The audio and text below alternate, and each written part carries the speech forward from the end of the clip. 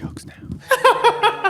Nitinn Miranni, and let me tell you, he is comedian, actor, poet, philosopher, master of ceremonies, and on this podcast we are going to unpack how Nitinn Miranni has unmuted his comedy and how you at home can be more bold, more funny, more outspoken and free. These 3 words, I hope nobody ever uses them. And I said they were right. Everything they said, you're an idiot, you're a loser. How do you filter the world? How do you create the jokes? And As an introvert child who's growing up, I have observed and absorbed a lot. when did you mute that inner critic and you unmuted the star Nitinn, the entertainer Nitinn? There are 2 things that I tell people to do is, What do you think is the role of comedy in evolving our consciousness? wow, that's a very heavy question. I know I'm saying something which might trigger No, a lot of people, but No. this is my opinion. Yeah?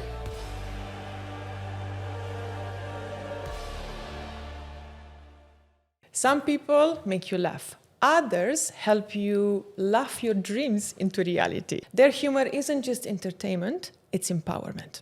My guest today is both.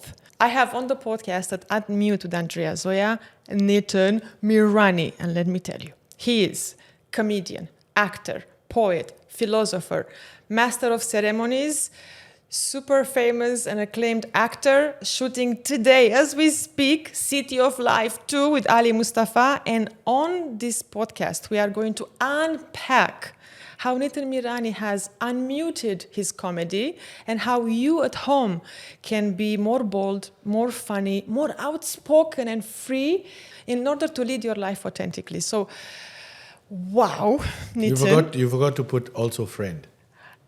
I forgot to put that for the last 20 years, 20 years. We've been super close friends and Yes. you've had...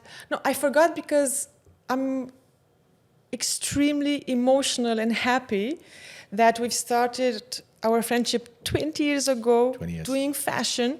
Correct. And we are on this couch in this studio at UnMute talking about friendship, comedy, inspiring other people to be themselves fully, just like you are. Absolutely. So thank you for making time. No. I owe it to you. I think I owe it to our friendship. And before we start, I want to let everybody else know her real name is Donna. I still call her Donna, and she probably gets upset about it. But that's how I remember you. And I'm very proud of Donna, and I'm proud of Andrea. And it's amazing. Your journey has been so amazing from what I see. And kudos to you. Thank you very much. I think this is just the beginning again for you, and it's all the way up. We've grown. I mean, so before you became a global comedian, before you performed at the Statue of Liberty in New York, and you are the first Indian comedian to ever perform in New York at Statue of Liberty, before your incredible accolades, performing everywhere in the world, being in basically the major comedy clubs. Before that, we were friends, and we are still friends, and we were doing fashion shows. Yes, I used to choreograph fashion shows. Can you believe it? And my first experience with Donna, since we were watching, is No. I was late. No, you weren't late. Let's get into it right away. So there were 15 girls, I think, and Donna was one of them. And then we had rehearsals in, I think, Mirdif City Center. City Center or some one of those malls. Yeah. And we're all waiting for this other one model called Donna, who's very popular, very famous, very beautiful, as you can see still. I get a call, and there's a lady. He says, "Hi, is this Nitinn?" I said, "Yes." I said, "I'm the choreographer for the show." She's like, "I'm not going to be able to make it," and she starts crying. And here I am eating my KFC. I remember that.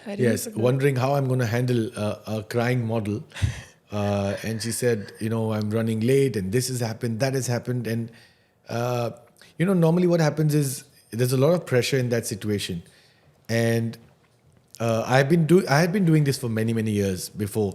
And something about your honesty, I felt, you know what, she's not lying. She's probably going through something. And I said, don't worry. I remember being very calm. I said, don't worry. just come. We'll figure it out. But come, show up. Don't not show up. So then for the next 40 minutes, I was doing rehearsals for Donna.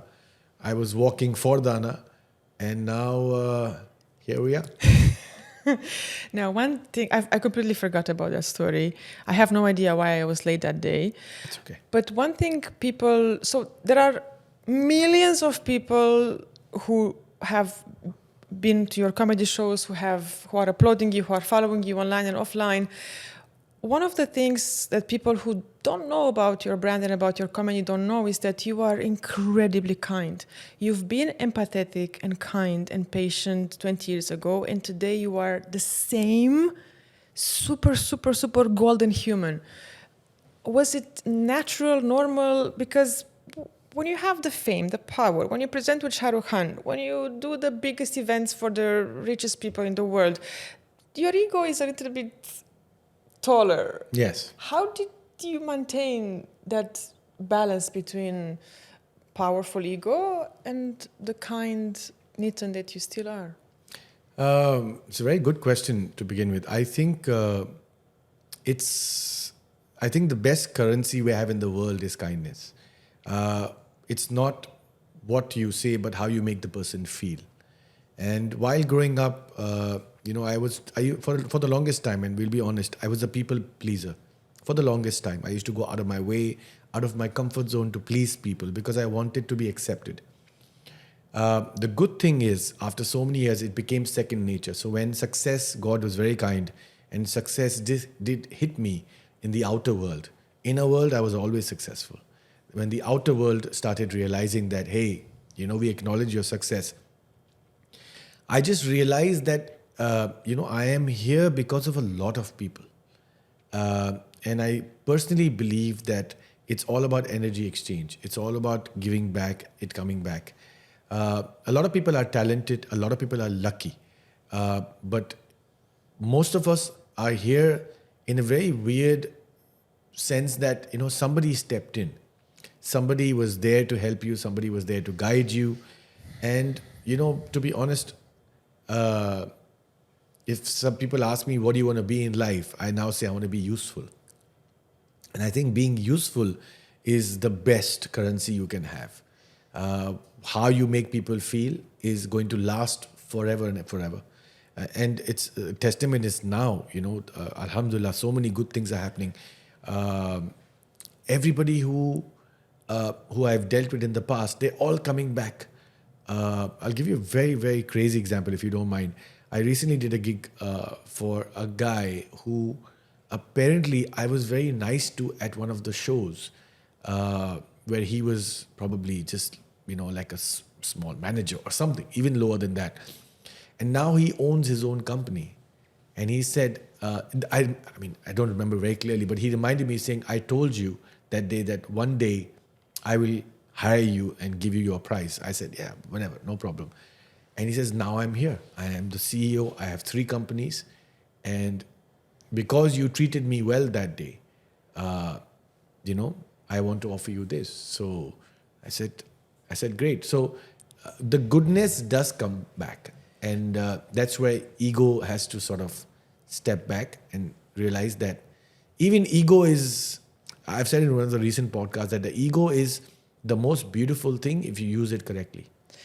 Now, from my observation, from where I'm standing, I think that apart from your incredible talent, part of your global success as a comedian is also due to your powerful ability to observe. Yes. You've been teaching me a lot. You've been actually grooming me a little bit as a comedian, which we will tell you about soon, as a presenter. So you are highly observant. Is it because of that quality that you're able to take a few steps back and remain grateful, and right? As an introvert child who's growing up, I have observed and absorbed a lot. There are 2 things that I tell people to do is you observe, but do you absorb? A lot of people observe because we are in the world today where it's all about reels and, your fingers are just moving. You're absorbing a so lot. Are you just observing or absorbing? So when you absorb, that's actually you giving time to yourself. And once you absorb something, you realize that, things will change. You will understand things better. And, sort of be in a place where you will be more empathetic, you will be more understanding. You are not going to be so tough on everybody outside. Many people are so tough on themselves and on others. I mean, so many people. Themselves, it's a different podcast altogether. We're such bad people to ourselves. Inner critic is, like we had become, and I can speak from personal experience. I was also that guy for the longest time, that I should just literally shut up my inner self all the time. It's like, shut up. You don't know anything. I'm the bigger guy. I will take care of everything. That's why this podcast. Yes. Because, and I want to trail back. When did you unmute? When did you mute that inner critic and you unmuted the star Nitinn, the entertainer Nitinn? Is there a year? Is there an occasion? Is there a phase in your life where you said, enough? I'm now. Yes, there is, and it's still happening, actually, to be very honest. I'm living different stages in my life. I'm in a very beautiful stage right now. My aura is huge. My aura is beautiful. It's bigger felt. Than anything. It's felt. So I'm now enjoying this piece of my life where I am calmer, but I am louder. I don't know if that makes sense. There is a lot of loudness in calmness. So I've been that person who was not calm but very loud. That worked. And I think one thing that I say now is that I don't come in the way of my own evolution. That's one of the biggest things that people make a mistake, that they say, oh, maybe I can't do this, I can't do that. Now I'm in all my glory. Like, I want to do poetry, I'm going to do poetry. I want to play the flute, I'm going to learn how to play the flute. The industry we come in from, unfortunately, they tell you like, no, don't do too many things. Do one thing, be the master. But hey. What if you are multi-passionate like you? And COVID really sort of was the game changer. Sorry, trigger alert. It really changed the game, because during COVID, we all ended up doing something which we thought we will never do. Because I never thought I would do Zoom shows. I've hosted weddings on Zoom. How? It was hilarious. I didn't. I know you are a master at holding weddings. People had to get married, and the funny incident in the Hindu wedding, it's called the Pandit, the priest. So what we do is we take circles around the fire. You must have seen it. Those are called feras, and we do 4 or 7 of them. And halfway through, the priest's internet connection dropped. And the father is, online saying, say some jokes. And I said, how do you want me to say jokes in the middle of, ceremony. It's like literally in the ceremony. But, I did it. And then luckily the priest came back in time, and we did the whole wedding. So it was definitely a game changer in terms of realizing that when you are out of your comfort zone, you really understand that, hey, you are so capable of so many things. So why stop? Just do what you need to do and what you feel like doing. Speaking of weddings, one thing you don't know. Yes. What? That you are about to find out now is that one day, whenever is going to be in a sunny day, when I will grow up and get married, I just got so happy. I said, let me tell you, oh my God. And then the guy is going to walk in. I have decided yesterday, doing a thorough research on you, even though you're my friend and I carry you in my heart, I've decided yesterday that at my wedding, you will be the main act, the master of ceremony. No problem. I just waiting for the guy to show up, and we are sorted. I'll give you a friends and family discount. You have no option. Yeah, actually, the guy has to show up. I think you're working backwards. It's like, let me just... But I have the designer for the dress. Yeah, I'm sure you do. I know exactly how my makeup and hair is going to look. Yesterday I said, that's it. I'm going to assign Nitinn to be in charge of everything. Done. And the rest, I'm manifesting. Of course. What our audience doesn't know is that you are an incredible manifestor. Oh, yes. When did you discover first time that you are good at wanting something, saying it, and then making it happen in 3D? To be honest, I'm glad I didn't realize that, because that kind of power will corrupt you.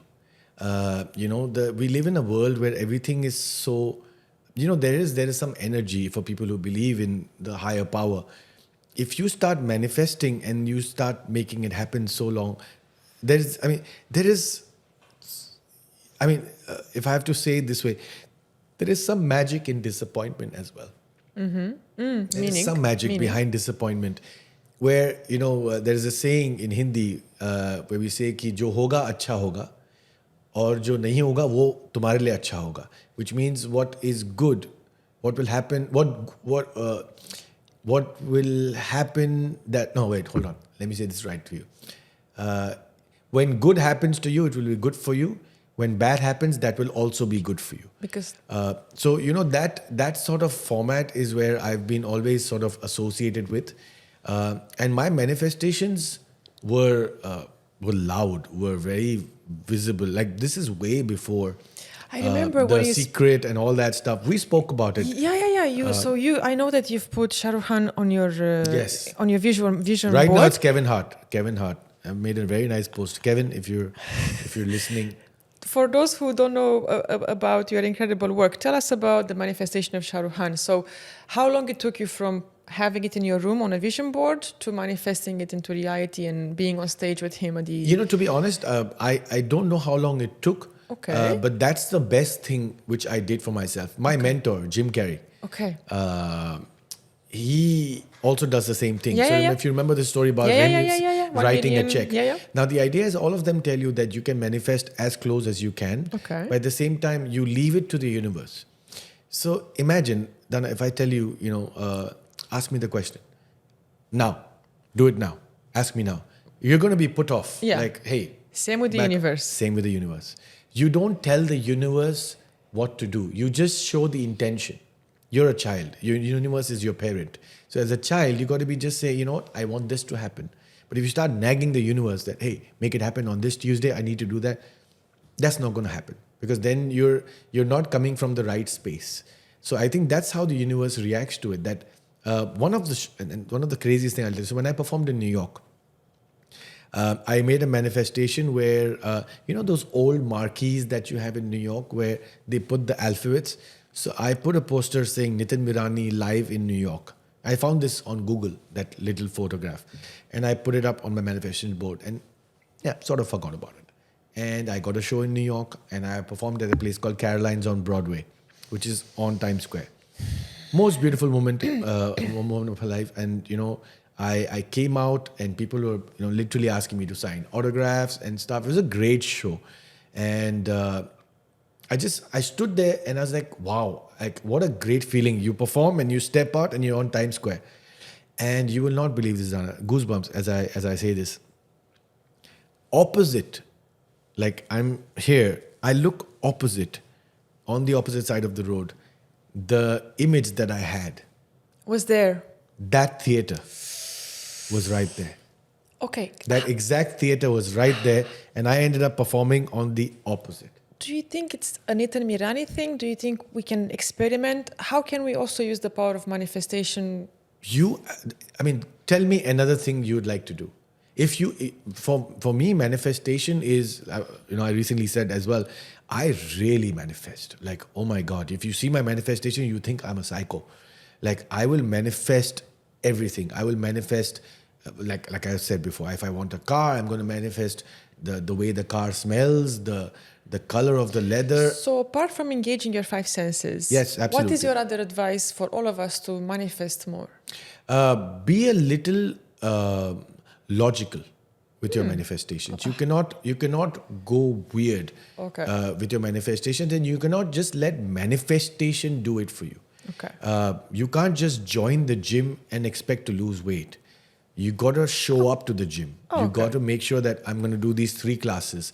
What manifestation can do is make sure that you lose weight in 2 classes. But you need to put those 3 classes in place. And so a lot of people have been just manifesting while sitting at home. Hey, I'm going to sit at home and then Karan Johar is going to call me and then I'm going to be a Bollywood star. When I think of manifestation, I also realize that pretty much everything I wanted deep down in my heart, it has come true for me. Yes, of course. And knowing you, I would like to add that your connection with the universe, higher power, God, however we want to call higher power, bigger powers than us, from my observation of you, it's also the purity of your heart. Thank you. Yeah, you're not an angel, of course, Oh, I'm not an angel. but Angels are boring. but it's the purity of your heart that I think is helping you manifest. Would That's you very agree? kind of you. Sure. I mean, if that's what it takes, but it's just I'm just very greedy in terms of knowing people, loving people, finding out more about them, and like I said, I'm very blessed to be a comedian because we really have the power to brighten somebody's day, to walk into a room and just say hi to people and crack a joke and just create that atmosphere. It's a lot of power what humor can do. Before we talk more about how you are using Sure. the power that you've acquired, I want to go quickly back into the time when you had dyslexia, but you didn't really know you had dyslexia. The That's time, most of the kids in that era. the time when you were introverted, because there are people who are watching this podcast. Yeah. So I'm making this podcast for people who want to unmute their power. I want them to be Absolutely. more fully expressed. Which is a beautiful title, by the way. Unmute your power. It's so good. Thank you. So, how did you evolve from having dyslexia, feeling uncomfortable in school? I remember what happened with Yes. you in school, being introverted. How did you overcame those? Hurdles. You heard us. Thank you. That's how I call them first. Hurdles. They're not a roadblock. So it's all about changing your mindset. Framing. Because you can jump over hurdles. For the longest time, I thought it was a roadblock. I'm making peace with the fact that, it is nobody's fault that they couldn't understand that I'm dyslexic. It's nobody's fault that, they couldn't understand I was an introvert. So first, I made myself realize that it's nobody's fault. You took the- accountability. Yes. The worst thing people can do, and I speak from personal experience, is that blame other people. Yeah, it's so easy. It's so easy, So yet easy. it is, like I say, it's like having poison and expecting them to die. It's going to affect you.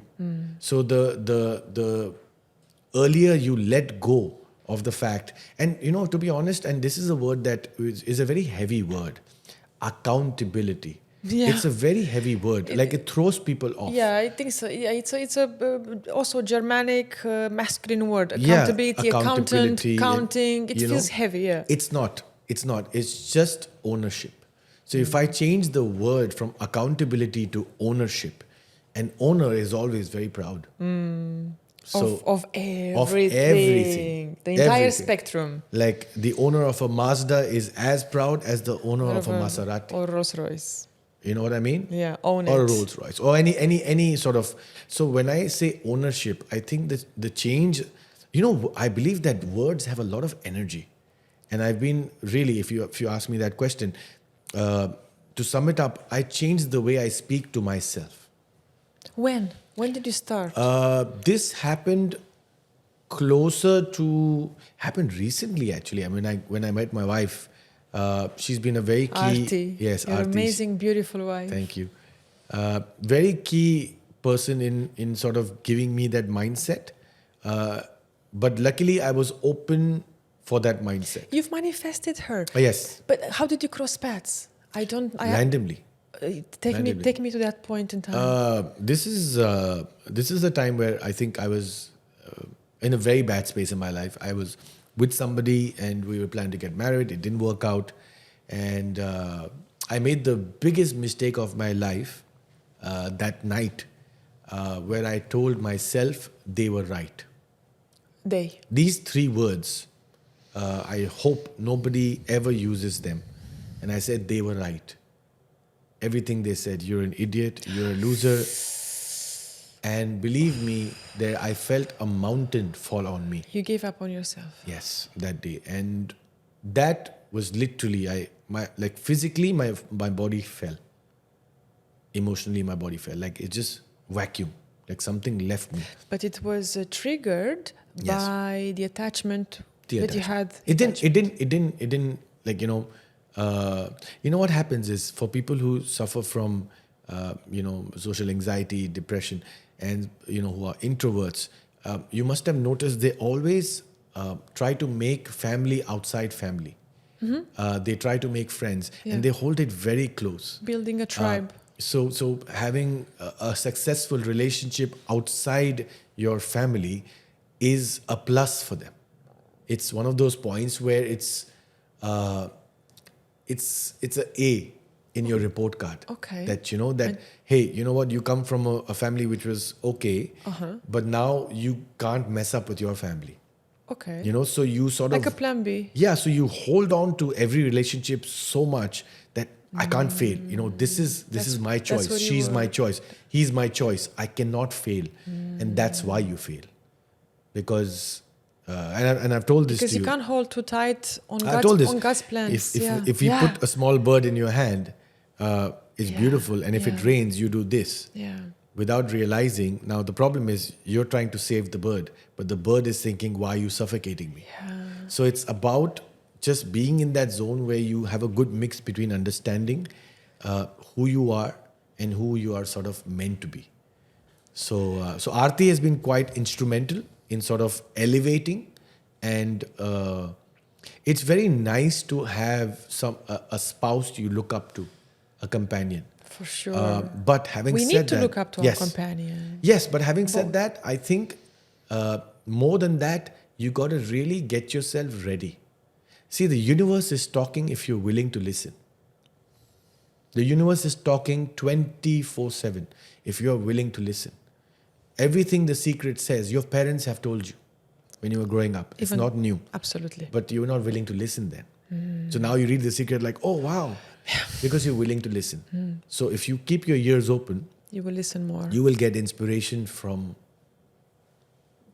Is that valid for how you are using your intuition? Is that valid for your creativity? yes, everything.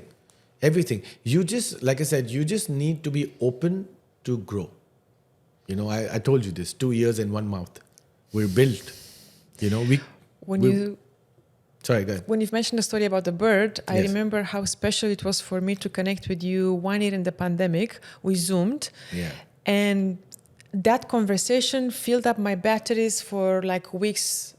And from 2021, I really wanted this to happen. I know. One, we because I spoke love you. One, because I respect how you've grown, how you've impacted the Dubai scene. And now you are a comedian all over the world. So I wanted, in that moment, and I'm going to ask you now, how is the engineering of a mind of a brilliant comedian like you? So how do you filter the world? How do you create the jokes? And how can we learn from comedians, specifically from you, if we are a leader, if we have a team of 100 people, 200 people, and I want people to borrow your mindset and the way you are seeing the world, and you are making jokes. Even today, you've made the guys, you immediately connect with them in like a second. Let's unpack a little bit of what's behind the stage, or let's unpack a little bit how a comedian thinks and sees the world. Sure. There's one word that I use. I believe the master key of life is intention. Okay, of course. It's the master key. If you have the right intention, it will open any lock. Okay. And that's what you need. It is such a strong emotion that it's there in all the holy books. There's a word for intention. If you have an intention, you can make anyone smile, anyone laugh. If you have the wrong intention, people feel it before you enter the room. Yeah. So I think it's very important to first have the intention. Okay. I told you I'm greedy. My validation starts that, hey, I made this person smile. Now, I know that when I walk out, the guys here will be like, oh, remember that guy? For me, that is the actual currency. For somebody to remember you with good thoughts is literally a blessing. When you pray, how do you pray? You pray and you say nice things. So when somebody remembers me like, oh, this guy he made me laugh, he was so funny, that's him actually praying for me. Somewhere in the universe, I'm getting a plus point. So intention is actually all you need. Okay. It's so easy. What about talent? Intention can surpass talent. Yes. Absolutely. But if I want to start to be a stand-up comedian now, I would still have to take courses with you. I would No. still have to go to... That's where I say that first you have to have the intention to make them laugh, Okay. right? True. You will be the best chef in the world if you have the intention to feed. To give a Them. culinary experience to Yes. someone. So that intention is there. The talent is secondary. You know, nowadays you see so many people, so many podcasts, so many different voices, which are so different. You know, you never thought that somebody like this, like even you for that matter, you had the intention first, right? You never did a podcast. That's a talent, but you had the intention, and here we are. You've got some amazing speakers. You're working with the royal family. You know, it's commendable what you're doing, but that is your intention. It's a beautiful heart. It's the younger Donna. It's the younger person having a dream, asking the universe, "Hey, universe, I have this intention. You good? You're good. Yeah." And the universe says, "Yalla, let's go. You know, get in the car." So I feel that, and what happens is, if the intention goes away, you'll start realizing that some people start falling off. They're still talented. I know I'm saying something which might trigger a lot of people, but this is my opinion. Yeah. That talent can disappear. Intention will never. Because it's the spirit. Yeah, because we are dealing with people, right? I'm also going to use your words, and I'm also going to have the intention to be more technical, to unpack your gifts and pass them to the CEOs, to the leaders, to the executives who are watching this podcast. So comedy is engineered. Yes. And speeches are engineered. Correct. What can you share with people who don't have much time to write, or who maybe use the chat GPTs? What can we learn if they were with you in the room when you are making your jokes? Yeah. What can you teach us about, from what they know about their employees or about the day, to start to think like a comedian and create small jokes? You know, humor is one of the most beautiful things you can have right now. I recently did an event with Dulsco. Again, shout out to Dulsco team. They're such amazing people. And I realized that in a corporate world, if you take the designation away from the person is left. And that's what matters. You know, again, I realized that a lot of people don't understand, like a guy who's an office boy, a guy who's a junior manager, they're always cursing the CEO. They're always, you know, abusing the guy, saying, you know, this guy is, you know, screwing me over. But they don't realize that the pressure on that level is a different pressure. Of course, different perspective. Now, if you take the designation out of it, then you're left with humor. So when I used to do my corporate events and corporate training, I used to make sure, and you know, it's one of the most, and I always say this in relationships also, that when you see people laughing at the same thing, marry them. That's the only thing. If you have a sense of humor, and you will realize from where I see it. Shared values. Yes, and shared absolutely. filters, and similar filters. Humor. Because, you know, people are very shy to laugh. That's why I'm unmarried, because I haven't found a guy who makes me. Yeah, you will laugh find enough. you'll find. We are manifesting. We are manifesting. We are then manifesting. let's do it. Let's do it here. It's gonna walk through right there. So yeah, it's just you know, I realize everybody loves to laugh. Everybody wants to smile. Everybody is. So with corporates, I just want to say that, of course, I understand there's hierarchy and you can't just do jokes all the time, but use humor. Like when I used to train the CEOs of companies to do things and all that, I just realized that they just need that one small push that, you know, hey, am I good enough?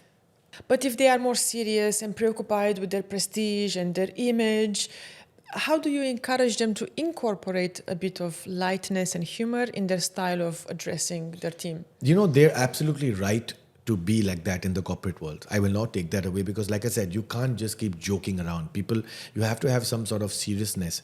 But the point here is that you can choose when these things happen. Okay. You know, you don't have to get up. The CEO doesn't have to get up in the canteen and do 15 minutes of comedy. For sure. But humor, one-liners, you know, just having those with the people you choose. It's important for you to choose who you want to be funny with. We're human beings. We have so many different. So I'm not saying be funny with, like, you know, anyone or with the finance. Never be funny with the finance. Oh, they don't take jokes. But you can be funny. Like the HR is always funny. You know, there's so many things with the HR because they deal with people all the time. So I just feel that when you laugh, when you smile, when you are the reason for a smile, things get much easier. Even bad news is a little easier to swallow with a bit of humor. Let's talk about being present. So I want to actually walk people through as if we were coaching them right now. Sure. So I know that we need to be present. They need to be present. They need to maybe state the obvious. That's what you do in comedy. Yeah. How do they use tone of voice, punchline? Can we think of a scenario? I can, because what happens is, when you have, and this is one thing I say at my workshops, is that if you're getting up and being funny, doesn't mean you're training to be a stand-up comedian. It's a thin line, because a lot of people, when I should work with them, they said, I don't want to be a stand-up comedian. I said, you will not be. Most of my clients are telling me the same. Yeah, I said, you're not going to be a stand-up comedian, but you're going to be a humorous boss. And the sound of that is nice. Like, oh, that sounds nice. So I feel if people are open to find their own voice, when I work with people, I work the other way around. You'll be shocked when I've been dealing with people who are introverts, have such a dark sense of humor. When I meet and I hear them with their friends, oh, they've got some and they share it with you or with me because we make them comfortable. Absolutely. But when they have to stand up in front of their employees, they put the shield of, oh, this is my perception. Correct. And like I said, I always say that's okay, but the benefits of the world we live in today, and again, sorry, trigger alert. I think, after COVID and working from home and all that, our DNA as people have changed. Not scientifically, but emotionally. That we really, I know people who have been working for so many years suddenly said, you know what, I don't want to do this, I don't want to do that. And I realized that the amount of comedy and humor people started watching during COVID and consuming so much, they realized that that's the real beauty of life. It was a natural way of adaptation because what you do for people is, so when we expose ourselves to comedy, to your comedy, our brain creates oxytocin. Yes, of course. It's the defense is lower. Science. It's science. The defense is lower. So one of the reasons I was super excited to do in this podcast is invite more serious leaders to experiment in being more light, in bringing jokes whenever is humor whenever to bring humor whenever is useful, and find out how they will have a stronger human connection. So I was getting to that. The human connection is what will surpass any designation. When I have a human connection with you, I will work beyond my duty, beyond my capacity for my boss. And the human connection is what humor gives you. It's a humor connection. It's a human connection. It's that plus appreciation. People outperform when they feel love, appreciated, seen, and when you're connecting at a human level. So let's say a leader has to do a morning brief. Yes. And he says the same thing all the time. The employees are like, okay, we know what he's going to say, whatever. We're going to pretend we're listening. Right. How do you advise that person to switch the channel? So switch the channel. That's exactly what we ask them to do.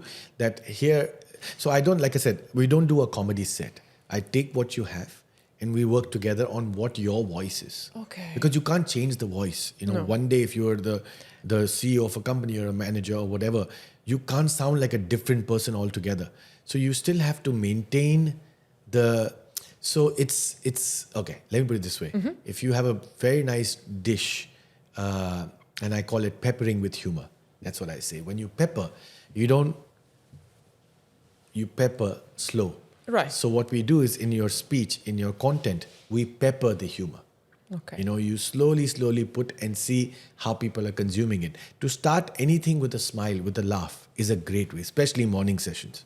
People are asleep, people are just not had their coffee, whatever. So I feel that the best way to do it is that for people to be comfortable knowing that my voice is also funny to someone. You know, it may not be like sometimes I'll be honest with you. Sometimes I've done shows where, you know, let's say 40% of the audience is not laughing, and then there is one girl who's a waitress, and there's a security guard who start laughing. I said, oh, this joke was for them. And that's how you keep your inner Yes. critic in check. Absolutely, because let me tell you, every joke has an audience. Every joke. It lands the or it worst doesn't. joke Yeah. has an audience, which is the worst audience, and that's how you sort of jam together. So first is what I tell them is that don't worry about, you know, who's going to laugh. Worry about what you're going to say. You know, because laughter is, you know, if you depend on people's laughter, it's going to be tough. Because let me put it this way: if I am the owner of a company, I'm giving a speech in the morning, and just before you, as an employee, walked in, you had a fight with the finance guy. You're bringing that energy. Yeah. It has nothing to do with me. Yeah. So no matter how hard I try, you're not going to do it. Yeah. But the idea is if I'm myself and I go like, hey, see, humor is a gift. It's like a blessing. It's in Hindi we say it's prasad. Prasad means the holy thing that you eat at the temple. Now, if I give you that, am I going to keep checking on you? Did you eat it? Did you digest it? Did you like it? It's prasad. It's from my side. It's a blessing for you. You take it And go. Yeah. Take it Take and it and go. go. Russell You Peters. take it, have it when you like, as you like. You want to take 2 spoons, 1 spoon, it's all up to you. Speaking of which, do you like Russell Peters? Of course, I love Russell What do Peters. you love about him? He's a pioneer, man. Russell Peters he sort of kicked it off for all us Asian people. And, you know, he sort of opened the entire new market. So always a big fan. There's so many people like that. For who did you open? You had an amazing... Trevor Noah. How was that? Amazing. I opened for him I was at 4 times. Coca-Cola. Last time I saw you performing was Oh, at yes. Coca-Cola when you Yes. opened for Trevor Yeah. Noah. No, Abu Dhabi. Yeah. You were in Abu Dhabi, yes. Yeah? Yeah. Thank you for having a better memory than me. So, Have to. top 5 favorite performers, just to break it down from the leaders, but we're going to come back to them. So, top Yeah. 5. So, you love Russell Peters, you love Trevor, obviously. Of course. Who else do you love? There's an Indian comedian called Raju Srivastava. He passed away, unfortunately. Oh. Absolute genius. There is me. I love me. I'll never forget yourself. There is Jim Carrey, who is my god. I hope to meet him very soon. Kevin Hart. Again, since the manifestation. Which manifestation? It's in process. Downloading. Yeah, and I am a fan of anybody who wants to make people laugh. That's it. Actually, even not laugh, just a smile. Smile is beautiful. It's very nice to see smiling faces. It's a change of energy. As you've spent over 20 years on stage. Yes, actually, yeah, you're right. 16 officially doing it, 20. Oh, Okay. yes. Let's Comic Sutra. take all your time on Yeah. stage and pass it on to other people who have to be on stage, Sure. be it boardroom or any other stage. What can you tell us about commanding the audience, Yeah. irrespective if you have hecklers, how do you command the room? Energetic, I love right? hecklers. Oh. I love hecklers because the heckler is a prime example of people are listening. That somebody is listening very closely, and that's why they're heckling. A heckler is a great opportunity for you to step out of your comfort zone, move away from your script, and show who you really are. So in the middle of your set, someone says, "Oh, you think you're funny? I don't think so." What do you say? I say, maybe you're right, but I have your money. So you have a fast comeback. See, you know, what happens, and I've said this as a quote, that I always believe that you become a comedian the minute your joke does not work. How you come out of that situation will make you a comedian or an actor. It's one of my favorite saying of yours. Yeah. So I really believe in that, you know, when hecklers come in, when these situations come and you're in a not so comfortable zone, you really shine. Like today, like if I do a joke on the spot, you will remember that 5 years later. I remember that guy did this on the spot. Because it's a live moment. It's a moment. It's an alive moment. Like it wasn't it's- on paper. Yeah, and it's between you and me. It's a beautiful memory that I've created with you, and it's going to stay. So that's how Forever. you lead as a comedian. That's how the leader can lead at work. Yeah. Take whatever unhappiness or whatever someone says, Yeah. think quick on your feet, but still command the room, because you're Yeah, of commanding when course. you say, yeah, but Of I still course. have your money. Now he doesn't have a comeback. Yeah, and to be honest, sometimes I keep it like this also, where, and I've said this before, that it's my job to befriend my audience, not offend them. I love that. It's a very tough one because somebody is always getting offended. So you let them be, because that's what they do for a living. It's like a movie. They're saying their lines, I'm saying my lines. If you say my lines, the movie doesn't go ahead. So I'll just leave it saying, hey, these were your lines, this is your character, this is mine. And that's what I leave it at. Many a times I've had hecklers who said something funnier. Oh, I leave it at that. Because in the bigger picture, when he said something funny, the audience is laughing. So I've got two options. One is my ego comes in and says, oh really? I'll show you what I am. The second one is, hey, that's really funny, man. Don't take my job. I need it. So you let it land, you use the moment, you orchestrate. And then the audience respects me, saying that, oh, because you are still in control. I am not insecure. The sun is not, I mean, it's a big thing to say. Say it. But I believe that the sun is not insecure with a little bulb. You know? So if that moment is yours. But from you being an introverted, Yeah. what did you have to do to become so solid on stage? What was your journey? Belief. And how did you build your belief in yourself? Getting up on stage time and time again, not doing well on stage, still believing, getting off stage, writing. I think if you just believe in yourself and believe the right way also. Did you have people in your corner, close friends, who said, Always. Nitinn, come on, no, you're good? Always. And did it matter? Oh, no. It didn't matter. Because if I let people tell me how good I am, when they're not there, Yeah. What will I do? I'm screwed. It's good to have people in your corner, but it's not good to live in that corner. Have yourself as a primary source, It's very not important. external sources. Because, let me tell you something. Even though people sometimes, and you meet a lot of people, your own loved ones, or sometimes your own people who are close to you will sometimes not support you.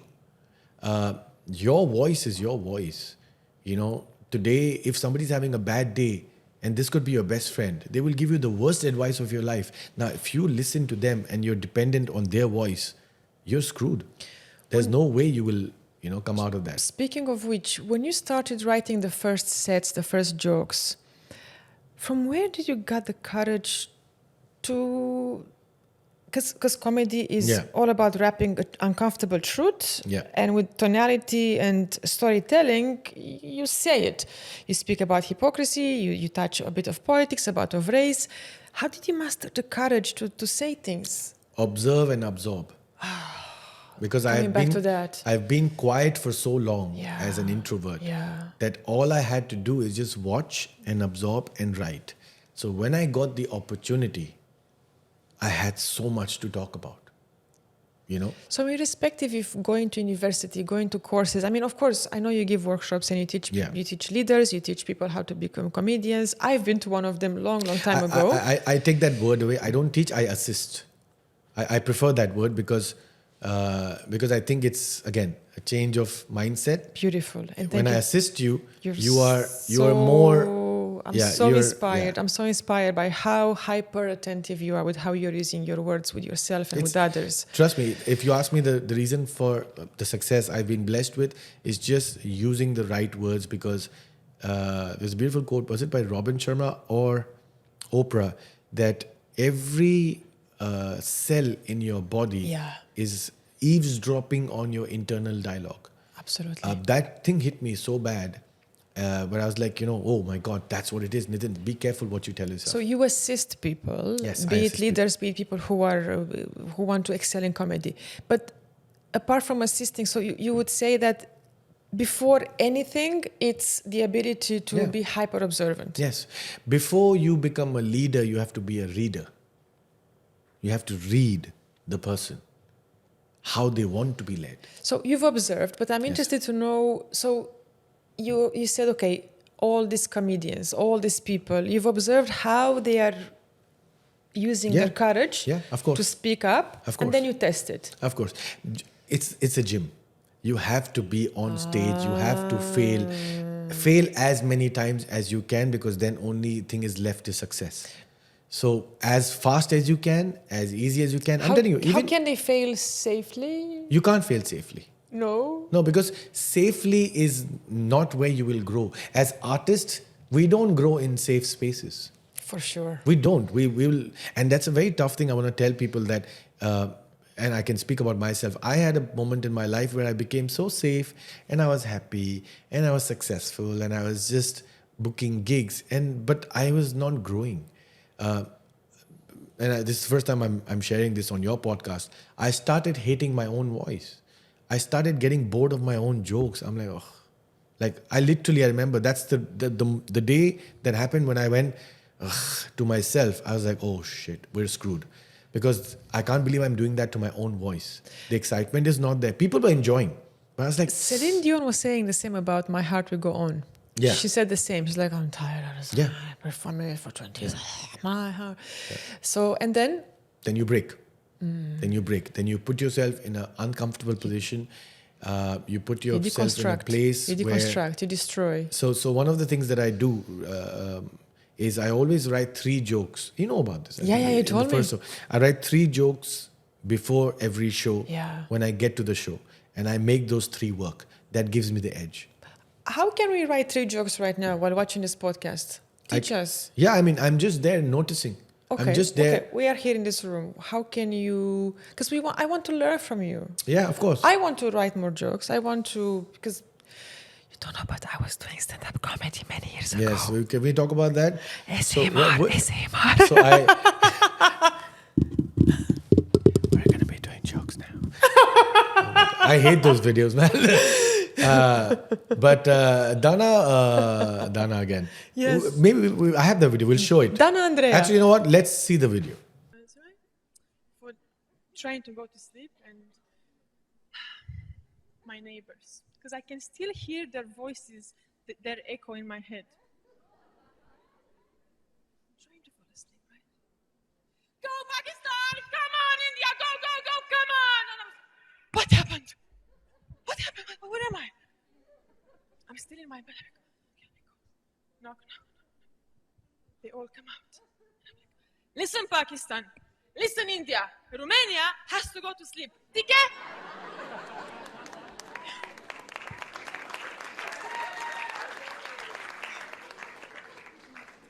Right.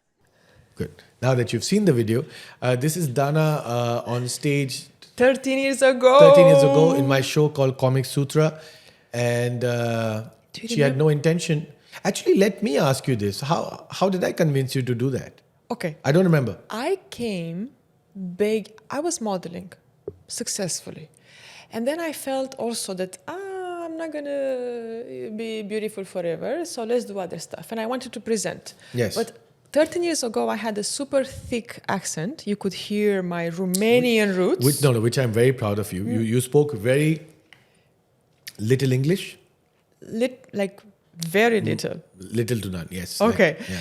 So then I woke up one day, I was like, I want to be a presenter. Yes, I remember. And modeling friends. You ate my head. There was a very long call, I remember.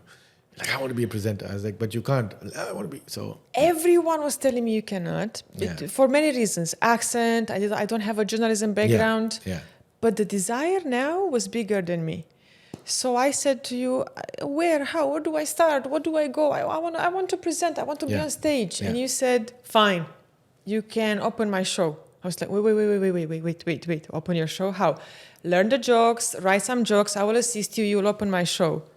We will do like an entertainment act. Yes. And I will never be able to repay you. No, you the can. fact, I'll give you my bank details. I'm kidding. Please go ahead. Even if I would give you... It's not money, yes. In that way, I will never be able to repay you the fact that I had a dream and you've allowed me to be on stage for the first time. I didn't know. You never told me that there will be 1,000 people in the audience. 1,800. Intercontinental. Correct. Ballroom. Festival City. Comic Sutra, the first. And I go on stage, groomed by you. Yeah. I practice for 2 months. Yes. With Lamia Taufik. Correct. And of course, I forget my lines on stage. Yes. That's what you do when you are a beginner. Correct. And you are there backstage. Hoo hoo hoo! And you're clapping. And because they clapped, I Yeah. remember the joke. Yeah.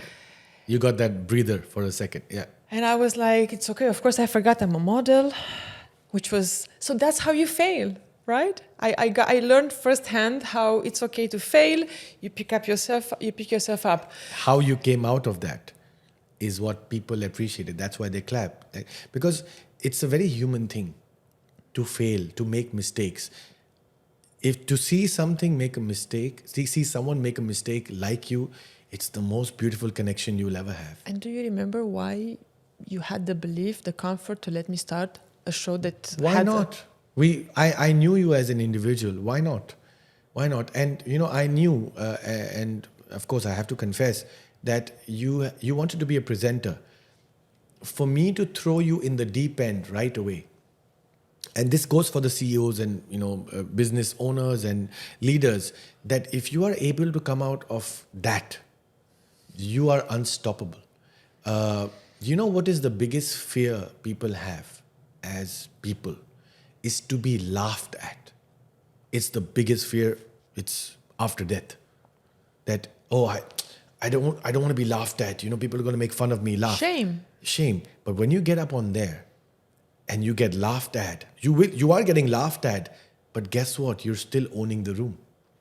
So once you feel that, it's bigger than any adrenaline rush you'll ever get. I wish that more people will be assisted by you into comedy or into speaking. Yeah, whoever wants to, please reach out. Because I just remember now as we are talking that because of your energy, because of your light-hearted, grooming type of friendly energy, in preparing for the show, there was a very famous cricket show between Pakistan and India, by the way. Yeah.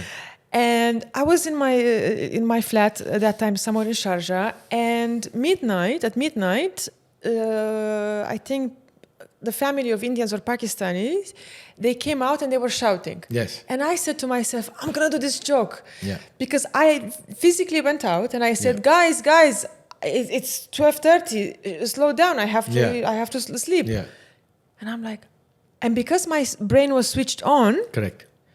towards finding funny, I went on stage and I said, how many of you have seen the cricket? Yeah. I know you've seen it because last night in my bed, I was in my bed trying to sleep, and India in Pakistan, and they were cheering, and I went out and I told them, listen India, listen Pakistan, Romania wants to sleep. And I'm still remembering the joke 13 years later. Amazing. So you see, you were open. So what happened was you were open. And then the joke came to you. You didn't step out. The joke came to you. So when you're open, that's all you need. But it's the same with composers. It's the same with the Mozart, Everything. the Beethovens of the world. It's the same with comedy. Inspiration is oxygen. You just breathe it in. That's it. It's all around you. It's all around you. But sometimes, and it's tough, sometimes you get busy with life, with other things and da-da-da. Can we get a bit technical about the punchline? How Sure. can one perfect a punchline? I would love to get technical, but every person has their own way of the punchline. Okay. So there is no such formula as such. Okay. Because the idea of a punchline it's a very old format where, you joke, premise, this, and then punchline. Premise. Yeah, premise. And then you do the build up. Build up. So you basically have a premise. For example, if you're here right now and we're talking about cameras, and I crack the jokes, like, make sure you press record.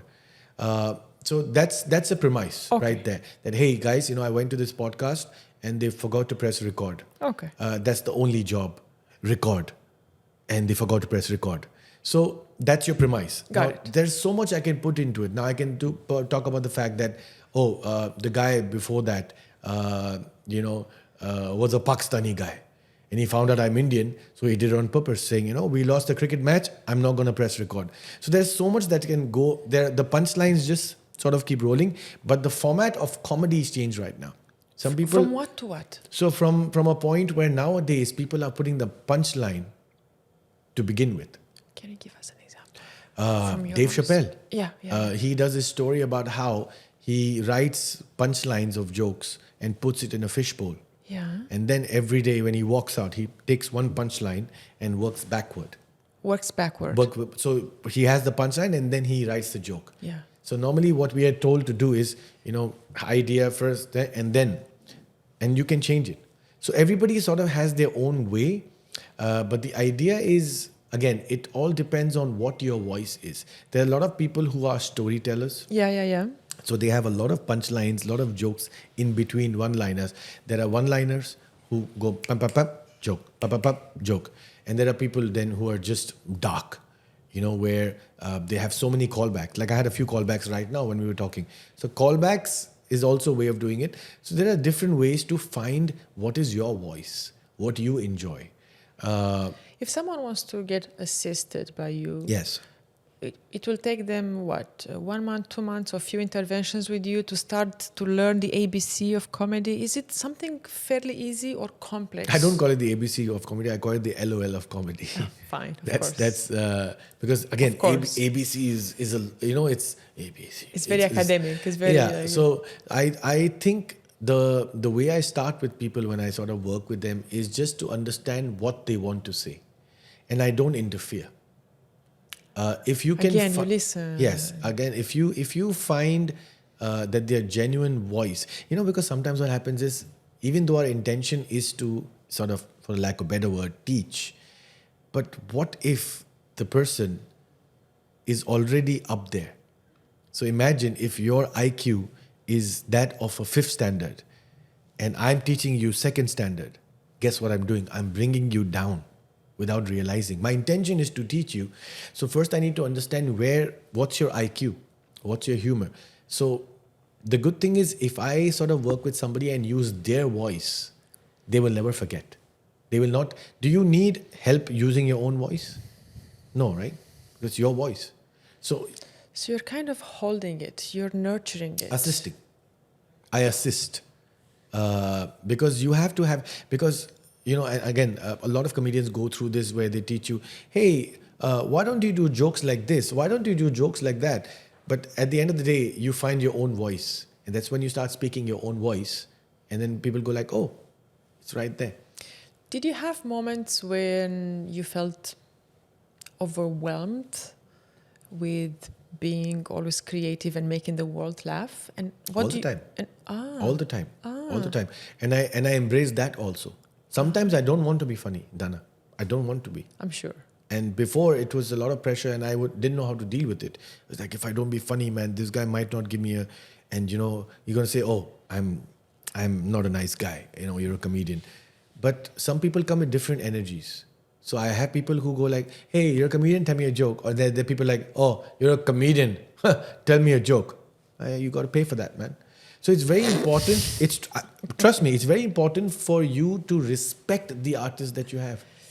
You're not going to ask a chef to cook you. Make me a Michelin dish right away. Right away. Hello. Like, you're not going to do that. But the thing is, you got to have a lot of respect for what you do.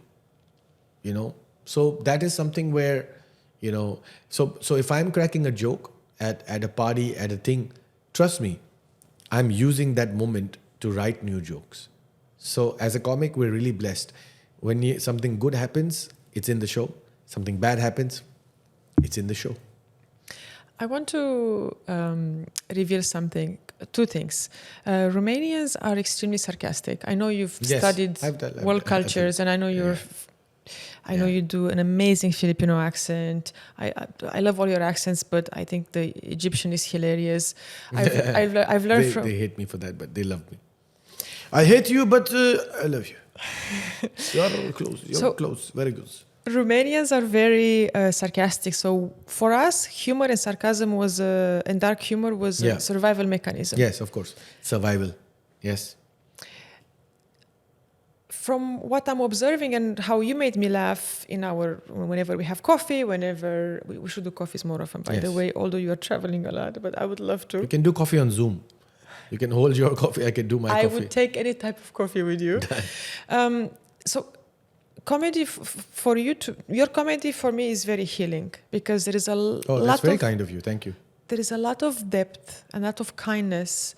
And of course, the belly laughs, the 30 minutes, the 60 minutes, you're allowing our body to Yeah. create its own oxytocin and for us to be in a relaxed mood, receptive, open. But Donna, sorry to interrupt you. I don't feel like that. I don't think like that because No? it's, and I've said this before, that I'm not selling jokes, I'm buying laughter. You know, I cannot say how amazing everybody, it's, and I wish, and this is one of my main motivations to get corporate people to do humor, because to be looking down and just see smiling faces and beautiful eyes going like, thanks, man. I had a bad day. I had a tough day. Thank you. That visual, it is the most beautiful visual you'll ever see, because there are different nationalities, there are different, and for you to be responsible for that, wow, that's a blessing. For you to be like, hey, thank you, man. Like, this is sawab, as you call it. For this sure. is seva. I'm able to do that to them. That's a big responsibility. Did you mention earlier how you come out from when you are out of jokes, or when you Yeah. how do you come out of how do you Out talk of to jokes? yourself? How do you talk to yourself? You said you embrace it, you allow it. Let it be, because I'm not a machine. Okay.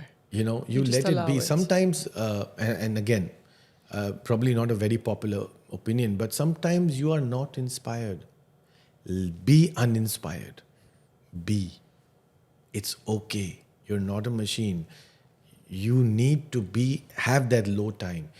The only time you will understand yourself is when you're low, because you're alone, and the universe gives you time alone. You're happy, everybody's celebrating you, you're drinking, you're dancing, but you're not there.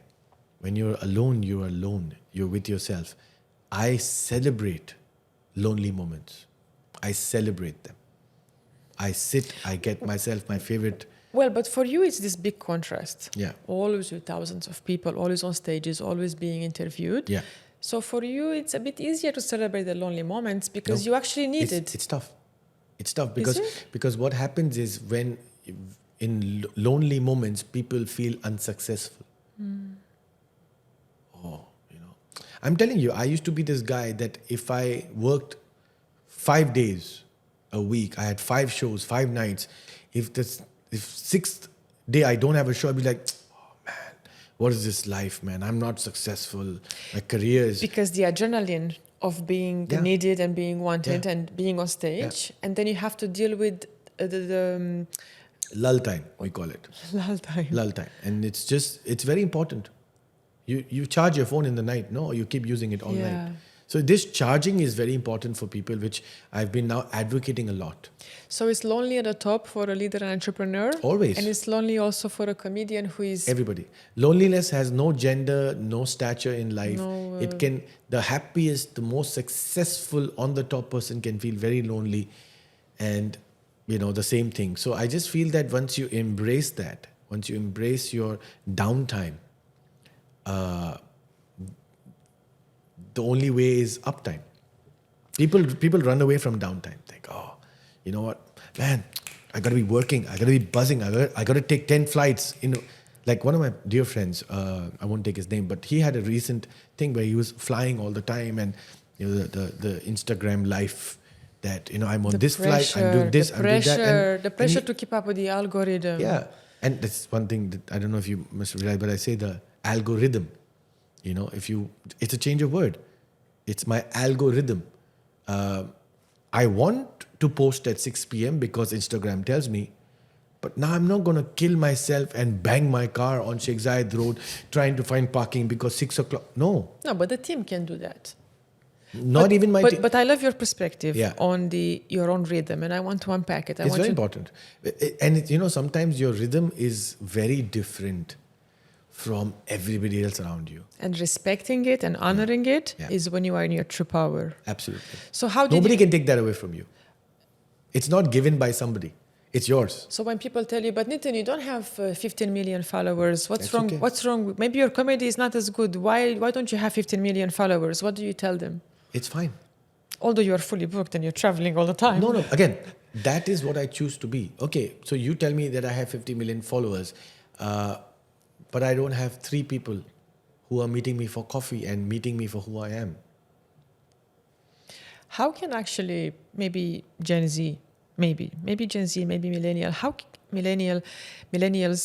how can we break this bubble, this illusion of you're worth something if you're popular on social media?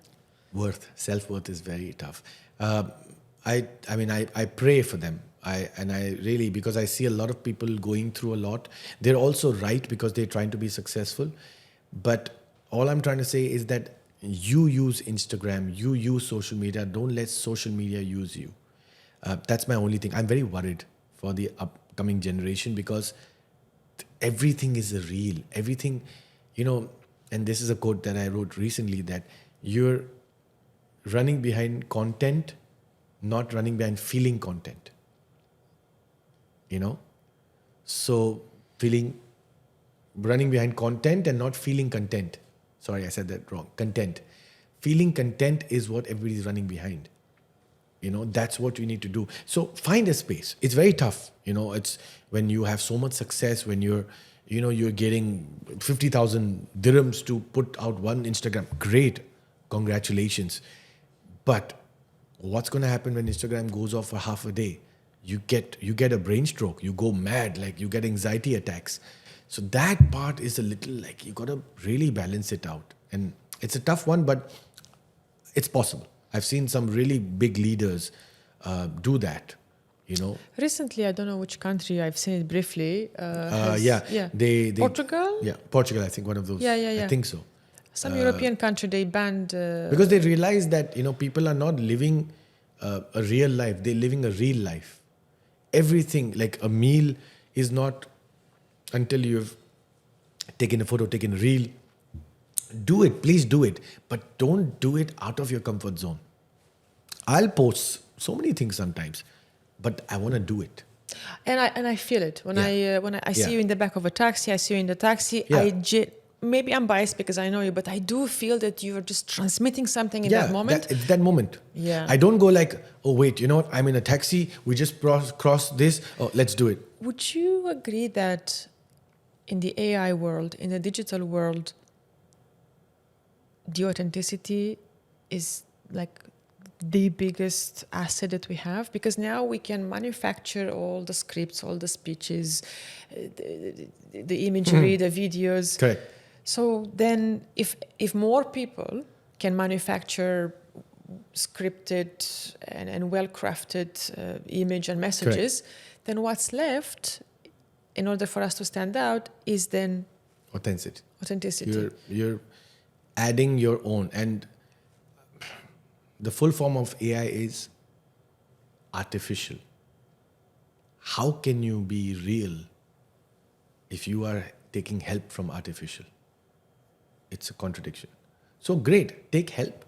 Use ChatGPT. Great, please do it. A lot of my clients are like, but then where are you in it? So you add, it's fine. You can make the best tiramisu in the world. It's the same ingredients, but what do you add extra?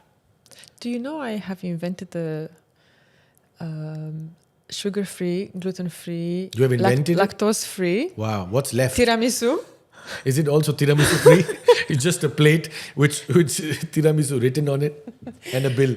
I wanted to make it yesterday evening, but I didn't have time. Yeah, that's okay. So most of my friends have tasted it. They are saying, come on, do something about it. Yeah. But keeping tiramisu on a side, did you have thoughts such as AI is going to write jokes, more comedians are going to arise? Of course. When you were reflecting on this topic, what did you come up with? It's evolution. How can you, stand against evolution? Because that's how you got here. I cannot contradict myself saying, oh, don't come in the way of evolution and then go like, oh, AI is shit. It's great. But my whole point is that it's moving fast and it's moving in a direction where... so the only reason to use AI and to use technology is to save time, right? Why would you use ChatGPT? Because... Get structure. Quick. Get structure. Quick. Access Speed. info. Speed. Now, what worries me is that the speed is getting really fast. So people are unable to sense what's going on. you know. And senses and our 5 senses Yeah. are... Are the ingredients for our tiramisu.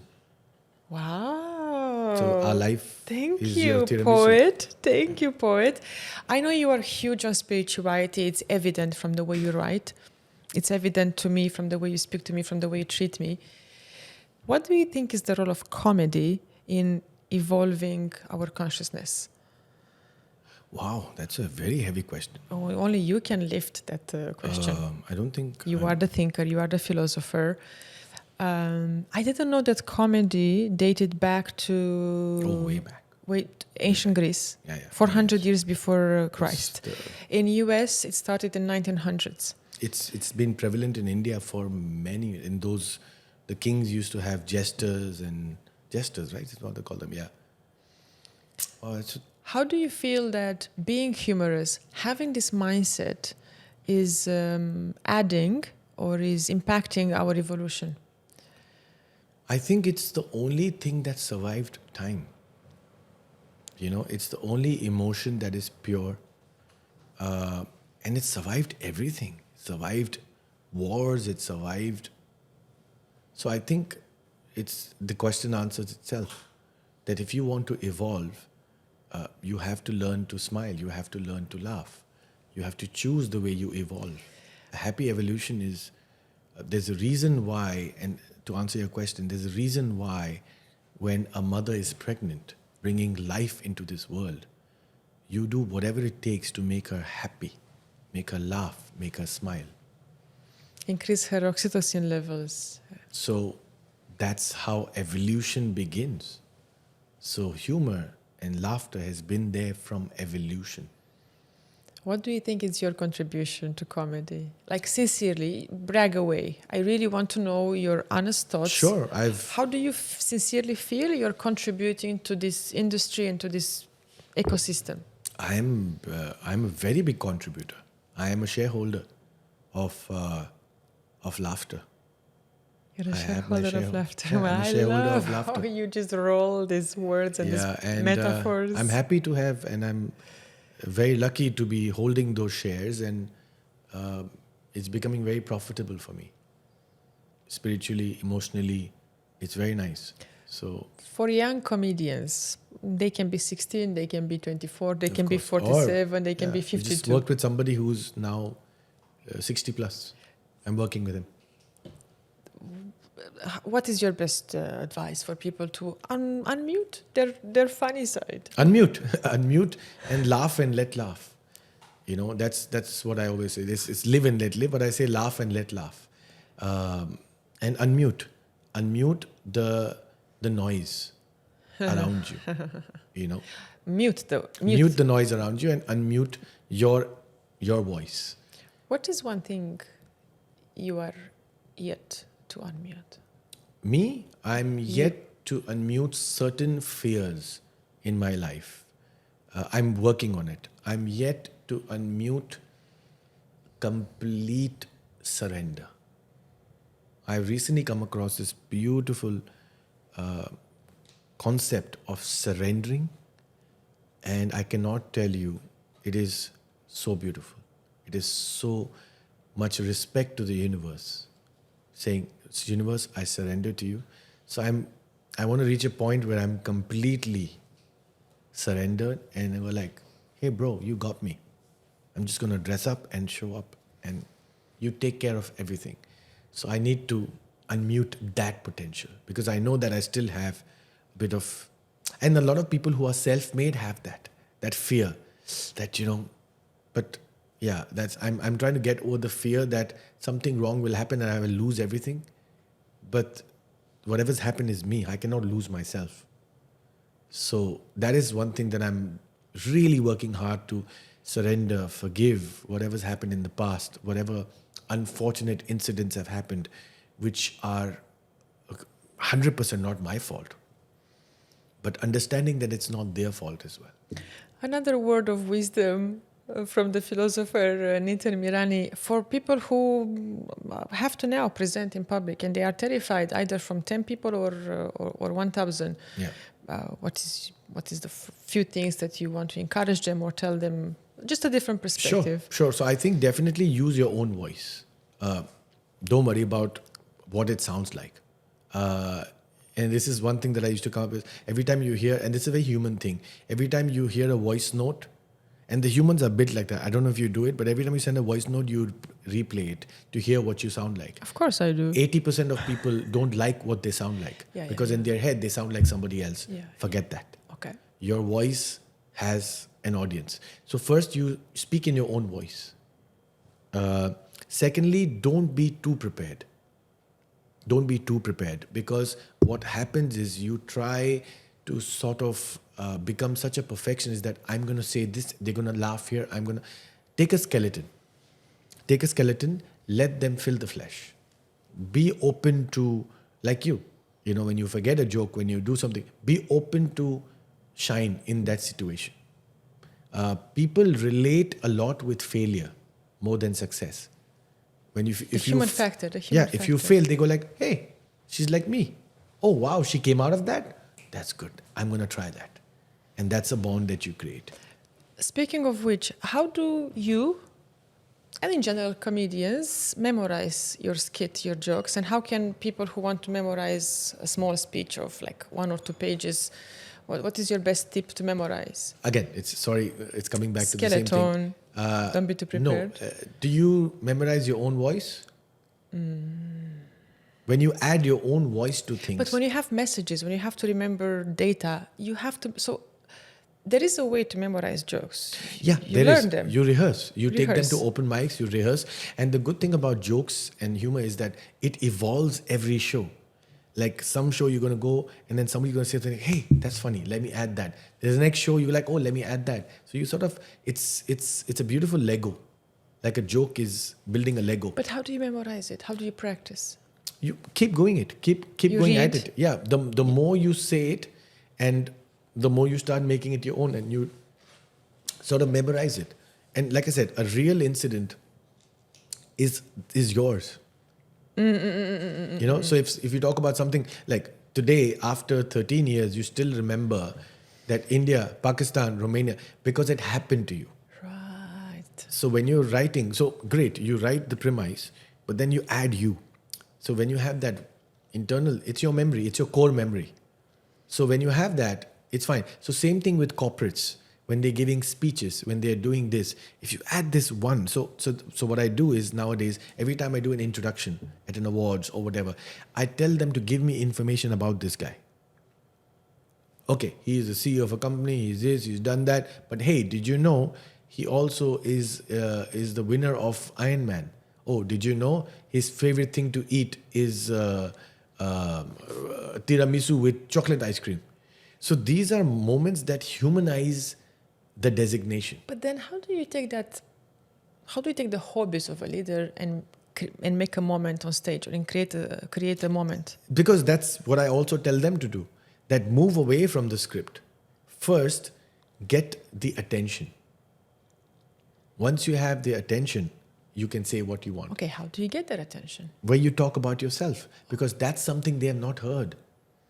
People don't give themselves permission to talk about themselves because they don't feel important enough. So today, if I come here and tell you, hey guys, we're at a podcast and good evening, ladies and gentlemen, they know all this. They've heard it so many times.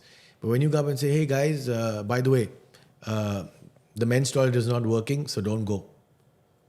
Hey, you just said something. So you got to disrupt the system. Because people have been hearing, listening, consuming so much. They know what's going to happen. So I try my best when I work with corporates is to do something which will like, hey, that was unexpected. So when you give them the unexpected, they're on their toes. They're not going on Instagram because they know that this guy is going to say something suddenly, which is going to be like, hey, that's a gem. What else is in your bag of professional tricks that we can use? So disrupt. Be for sure, disrupt. What else? A few more things. We want to learn from you. Sure. I think, like I told you, genuine urge. Have a genuine urge to go up there. Intention. And try. This is something that I've been recently toying with. Try to put yourself in the audience and speak like what you would like to hear. Pacing. The pacing is very important. Yeah. Giving information and burdening with information. are two different things. Yeah. If I give information like, hey, you know what? You asked me a nice suit. You're like, oh, I got this from here. But I will burden you. You know, I went there and I met this guy and the tailor told me no. And then his cat died and I had to go there. I'm burdening you. For sure. So to have a very thin line between giving and burdening. So that happens a lot at corporate events because you have limited time, you want to share so much, but using like less words but more effective words and emotion. Please use emotion. Access your inner emotion. We do that in the online public speaking programs. It's the most important thing. How to access your own emotion. No matter, and I can say this very openly, again, I'll probably get hated for this, but you know what? You are dealing with people, not designations. Great, he is an office boy, but he's a man. You know, so if you talk to a man or you talk to a woman like a woman, they will understand you more than just the designation. So in my thing, I always try my best to have interactions on stage where there's middle management, there's lower management, and upper on one stage altogether to understand that, hey, and I ask the people, can you tell me which one is what management? Impossible. Impossible. How the person speaks will sort of enable the other person to understand, hey, this person cares about me. One of the events that I did, you will not believe, I can't take the name of the company obviously, but the office boy, I put them on stage with the owner of the company. Was it prepared or is it impromptu? It was prepared. Okay. But he did not know. And Donna, he started crying on stage. Of course. Because he said, I have worked in this company for almost over 20 years. He says, my only dream was in life is to hold Arbab's hand. And today Arbab shook my hand. Goosebumps. Yeah. He started crying. He said, Arbab, touch me. He said, this is my moment in life. Where do you feel that is ever possible? And in that time, you were open, you listened, and this information found you. It's one of the aha moments from our conversation from today when you said, if you're open, the joke, the inspiration... everything will come to you. And again, surrender. It's a beautiful thing to do. What is the philosopher? There is a very famous philosopher who said that inspiration comes through hands. I've learned this from Sola Biad. Okay. So when you move, you're able to, again, you move, channelize the energy, but you're listening, you're receiving. So it's very similar. Yeah, absolutely. Being the poet and the philosopher you are, I wanted to express my love to you. So I love you too. I want you to really, really listen and take this in. Wow. And hopefully remember it 13 years from now. Oh, that's a tough one, but sure. I'll just take the recording. Haha. He came not with riches nor crowns on his head, but with stories, with soul, with laughter instead. Born of Sindhi roots, with dreams in his eyes, a son of India, reaching for skies. Wow. He walked through darkness, battled the ache of dyslexia, depression, heart nearly break. Yet somehow he rose with a mic in his hand and gave the world joy it could understand. Not just a comic, not just a name, but a man who healed others through laughter and flame. On wedding stages under spotlight's glow, he's made love sparkle, made spirits grow.